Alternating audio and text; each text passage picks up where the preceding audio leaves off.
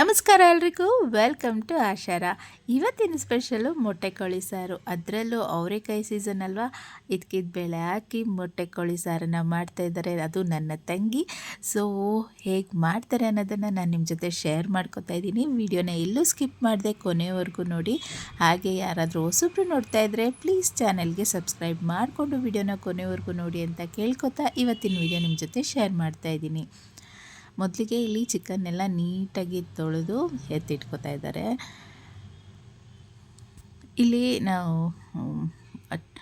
ಎಲ್ಲ ಸೇರಿ 1.5 kg chicken ಇದೆ ನೋಡಿ. ಇಲ್ಲಿ ಮೊಟ್ಟೆ ಸಖತ್ತಾಗಿರುತ್ತೆ, ರುಚಿ ಮಾತ್ರ. ಸೊ ಇವಾಗ ಹೇಗೆ ಮಾಡೋದು ಅನ್ನೋದನ್ನು ಸ್ಟೆಪ್ ಬೈ ಸ್ಟೆಪ್ ನನ್ನ ತಂಗಿ ತೋರಿಸ್ತಾರೆ. ಬನ್ನಿ, ಅವಳು ಹೇಗೆ ಮಾಡ್ತಾಳೆ ಅನ್ನೋದನ್ನು. ಫಸ್ಟ್ ಇಲ್ಲಿ ಕುಕ್ಕರ್ ಇಟ್ಕೊಂಡಿದ್ದೀವಿ. ಕುಕ್ಕರ್ಗೆ ಒಂದು ಟೇಬಲ್ ಸ್ಪೂನಷ್ಟು ಎಣ್ಣೆನ ಸೇರಿಸ್ಕೊಂಡು ಅದಕ್ಕೆ ಒಂದು ಸ್ವಲ್ಪ ಮೆಂತ್ಯ ಸೊಪ್ಪು, 1-2 ಕಡ್ಡಿ ಸೊಪ್ಪನ್ನು ಬಿಡಿಸ್ಕೊಂಡ್ರೆ ಸಾಕು. ಅದನ್ನು ಕಟ್ ಮಾಡಿ ಹಾಕ್ಕೋಬೇಕು. ಸೊಪ್ಪು ಒಂದು ಸ್ವಲ್ಪ ಫ್ರೈ ಆದಮೇಲೆ ನಾವೇನು ತೊಳೆದಿಟ್ಕೊಂಡಿದ್ವಲ್ಲ ಚಿಕನ್, ಅದನ್ನೆಲ್ಲ ಹಾಕಬೇಕು. ಅದರಲ್ಲಿ ದೊಮ್ಮೆ ಮತ್ತು ಮೊಟ್ಟೆ ಮಾತ್ರ ಸಪ್ರೇಟಾಗಿ ಎತ್ತಿಟ್ಕೋಬೇಕು. ಅದು ಕೊನೆಯಲ್ಲಿ ಈ ಕಾಳೆಲ್ಲ ಹಾಕ್ತೀವಲ್ಲ ಆವಾಗ ಹಾಕ್ಕೋಬೇಕು.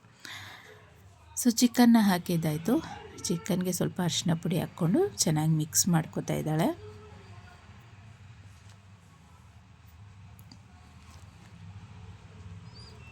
ಹಾಗೆ ಒಂದು ಕಡೆ ಇದಕ್ಕೆ ಅವರೆ ಬೇಳೆನ ನೀಟಾಗಿ ಸ್ವಲ್ಪ ರಾಗಿ ಹಿಟ್ಟನ್ನು ಹಾಕ್ಕೊಂಡು ಚೆನ್ನಾಗಿ ತೊಳ್ಕೊತಾ ಇದ್ದಾರೆ. ಆಗಿನ ಕಾಲದಲ್ಲೆಲ್ಲ ಸ್ವಲ್ಪ ರಾಗಿ ಹಿಟ್ಟನ್ನು ಹಾಕಿ ತೊಳ್ಕೊತಾಯಿದ್ರು, ನಮ್ಮ ಅಜ್ಜಿ ಆಗಿರ್ಬೋದು, ನಮ್ಮಮ್ಮ ಆಗಿರ್ಬೋದು. ಯಾಕೆಂದರೆ ಅದರಲ್ಲಿ ಒಂದು ಸ್ವಲ್ಪ ಅಂಟಿನಾಂಶ ಇರುತ್ತೆ, ಅದು ಹೋಗುತ್ತೆ ಮತ್ತು ಕಸರೆ ಬರಲ್ಲ ಅನ್ನೋ ಒಂದು ಕಾರಣಕ್ಕೆ ರಾಗಿ ಹಿಟ್ಟನ್ನು ಹಾಕಿ ಚೆನ್ನಾಗಿ ತೊಳ್ಕೊತಾಯಿದ್ರು. ಸೊ ಇವಾಗ ಚಿಕನ್ಗೆ ಸ್ವಲ್ಪ ಖಾರದ ಪುಡಿ, ಅಂದರೆ 1 ಟೇಬಲ್ ಸ್ಪೂನಷ್ಟು ಖಾರದ ಪುಡಿ, 1 ಟೇಬಲ್ ಸ್ಪೂನಷ್ಟು ಧನಿಯಾ ಪುಡಿನ ಹಾಕ್ಕೊಂಡು ಚೆನ್ನಾಗಿ ಮಿಕ್ಸ್ ಮಾಡ್ಕೊತಾ ಇದ್ದಾಳೆ.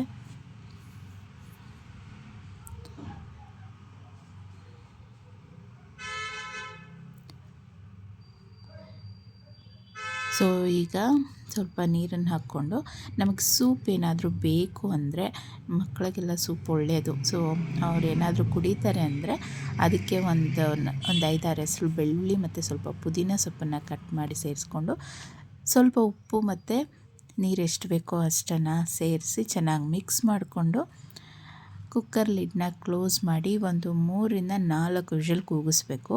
ಚಿಕನ್ ಇನ್ನೂ ಬೆಂದಿಲ್ಲ ಅಂದರೆ ಬೇಕಾದರೆ ಇನ್ನೊಂದೆರಡು ವಿಷಲ್ ಸ್ಟವ್ನ ಆಫ್ ಮಾಡಿ ತೀರಾ ತೆಗೆದ್ರೆ ಚೆನ್ನಾಗಿರೋದಿಲ್ಲ ಅಲ್ವಾ, ಇನ್ನೇ ಮಸಾಲೆಯಲ್ಲೆಲ್ಲ ಬೇಯಬೇಕು.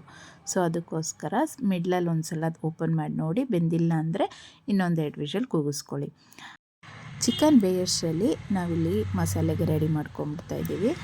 ಒಂದು ಸ್ವಲ್ಪ ಬಾಣಲಿಗೆ 1-2 ಟೇಬಲ್ ಸ್ಪೂನಷ್ಟು ಎಣ್ಣೆನ ಹಾಕ್ಕೊಂಡು ಅದಕ್ಕೆ ಒಂದು 6-7 ಲವಂಗ, 1-2 ಇಂಚಷ್ಟು ಚಕ್ಕೆ, 1-2 ಈರುಳ್ಳಿ, 1.5 ಹಿಡಿಯಷ್ಟು ಬೆಳ್ಳುಳ್ಳಿ, ಅದಕ್ಕೆ ತಕ್ಕನಂಗೆ ಶುಂಠಿ ಹಾಕ್ಕೊಂಡು, ಆಮೇಲೆ ಒಂದು 5-6 ಒಣಮೆಣ್ಸಿನ್ಕಾಯಿ. ಖಾರ ನೋಡ್ಕೊಂಡು ಹಾಕ್ಕೊಳ್ಳಿ, ಖಾರದ ಪುಡಿನೂ ಹಾಕಿರೋದ್ರಿಂದ ನಿಮ್ಗೆ ಬೇಕಂದರೆ ಸ್ವಲ್ಪ ಕಮ್ಮಿ ಹಾಕ್ಕೊಳ್ಳಿ ಒಣಮೆಣ್ಸಿನ್ಕಾಯಿ. ಆಮೇಲೆ ಕಟ್ ಮಾಡಿ ಇಟ್ಕೊಂಡಿರೋ ಟೊಮ್ಯಾಟೊ ಹಣ್ಣು ಸಾಫ್ಟ್ ಆಗೋವರೆಗೂ ಚೆನ್ನಾಗಿ ಫ್ರೈ ಮಾಡ್ಕೋಬೇಕು. ಮಸಾಲೆ ಎಲ್ಲ ತಣ್ಣಗಾದ್ಮೇಲೆ ತೆಂಗಿನಕಾಯಿ ಜೊತೆ ನಾವೇನು ಫ್ರೈ ಮಾಡಿಟ್ಕೊಂಡಿದ್ವಲ್ಲ ಅದು, ಆಮೇಲೆ ಧನಿಯಾ ಪುಡಿ, ಖಾರದ ಪುಡಿ, ಸ್ವಲ್ಪ ಅರಿಶಿನ ಪುಡಿಯನ್ನು ಹಾಕಿ ಕೊನೆಯಲ್ಲಿ ಕೊತ್ತಂಬರಿ ಸೊಪ್ಪನ್ನು ಹಾಕಿ ನುಣ್ಣಗೆ ರುಬ್ಕೋಬೇಕು.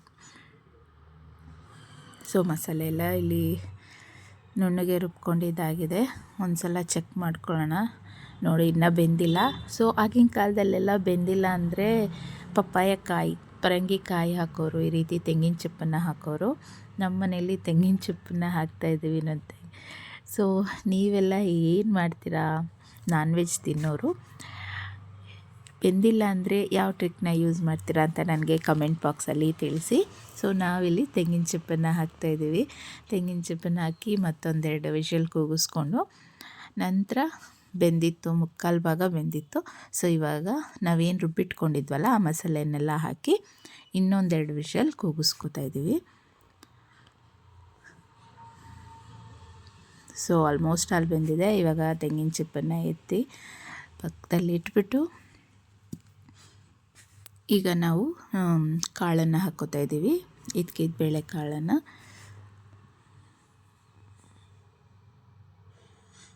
ಕಾಳು ಹಾಕಿದ್ಮೇಲೆ ನಾವೇನು ಸಪ್ರೇಟಾಗಿ ಎತ್ತಿಟ್ಕೊಂಡಿದ್ವಲ್ಲ ಮೊಟ್ಟೆ ಮತ್ತು ದೊಮ್ಮೆನ ಅದನ್ನು ಹಾಕ್ಕೊಂಡು ಬೇಯಿಸ್ಕೋಬೇಕು. ಒಂದು 20ರಿಂದ 25 ನಿಮಿಷ ಚೆನ್ನಾಗಿ ಕುದಿಸ್ಕೊಂಡ್ರೆ ಬೇಳೆನೂ ಬೇಯುತ್ತೆ, ಅಷ್ಟರಲ್ಲಿ ಮೊಟ್ಟೆ ಕೂಡ ಬೇಯುತ್ತೆ. ಸೊ ಒಂದು ಕಡೆ ಮುದ್ದೆ ಮತ್ತು ಅನ್ನ ಕೂಡ ರೆಡಿ ಆಗ್ತಾಯಿದೆ. ಸಾರು ಕುದಿಯೋಷ್ಟರಲ್ಲಿ ನೋಡಿ, ಸಾರೆಲ್ಲ ಚೆನ್ನಾಗಿ ಕುದ್ದಿದೆ, ಚಿಕನ್ ಪೀಸ್ ಎಲ್ಲ ಚೆನ್ನಾಗಿ ಬೆಂದಿದೆ, ಕಾಳು ಕೂಡ ಬೆಂದಿದೆ. ಚಿಕನ್ ಕೂಡ ಸೂಪರಾಗಿ ಬೆಂದಿದೆ. ಒಂದು ಕಡೆ ಮುದ್ದೆ ಅನ್ನ ಎಲ್ಲ ರೆಡಿ ಇದೆ. ಇವಾಗ ಸರ್ವ್ ಮಾಡ್ಕೊತಾ ಇದ್ದೀವಿ. ಸೊ ಬಿಸಿ ಬಿಸಿ ಮುದ್ದೆ ಜೊತೆ ಅದರಲ್ಲಿ ಇವಾಗ ಅವರೆಕಾಯಿ ಸೀಸನ್ ಬೇರೆ, ಇದ್ಕಿದ ಬೇಳೆ ಹಾಕಿ ಮಾಡಿರೋಂಥ ಮೊಟ್ಟೆ ಕೋಳಿ ಸಾರು ತುಂಬಾ ರುಚಿಯಾಗಿ ಬಂದಿದೆ. ಸೊ ಎಲ್ಲರೂ ಒಂದ್ಸಲ ಟ್ರೈ ಮಾಡಿ ನೋಡಿ. ಇದಕ್ಕೆ ಬೆಸ್ಟ್ ಕಾಂಬಿನೇಷನ್ ಅಂದರೆ ರಾಗಿ ಮುದ್ದೆನೇ, ಚಿಕನ್ ಸಾರಿಗೆ ರಾಗಿ ಮುದ್ದೆ ಅನ್ನ. ಗೀ ರೈಸ್ಗೆಲ್ಲ ಅಷ್ಟೊಂದು ಸೆಟ್ ಆಗೋಲ್ಲ, ಬಟ್ ಮುದ್ದೆಗೆ ಒಳ್ಳೆ ಕಾಂಬಿನೇಷನು. ಎಲ್ಲರೂ ಒಂದು ಸಲ ಟ್ರೈ ಮಾಡಿ ನೋಡಿ. ಸೊ ಇವತ್ತಿನ ಈ ವಿಡಿಯೋ ನಿಮ್ಮೆಲ್ಲರಿಗೂ ಇಷ್ಟ ಆಗಿದೆ ಅಂತ ಅಂದ್ಕೊಂಡಿದ್ದೀನಿ. ಇಷ್ಟ ಆಗಿದ್ದರೆ ಒಂದು ಲೈಕ್ ಮಾಡಿ, ಹಾಗೆ ಹೇಗೆ ಅನ್ನಿಸ್ತು ಅಂತ ಕಮೆಂಟಲ್ಲಿ ತಿಳಿಸಿ ಅಂತ ಹೇಳ್ತಾ ಇವತ್ತಿನ ಈ ವಿಡಿಯೋ ಇಲ್ಲಿಗೆ ಎಂಡ್ ಮಾಡ್ತಾಯಿದ್ದೀನಿ. Thank you.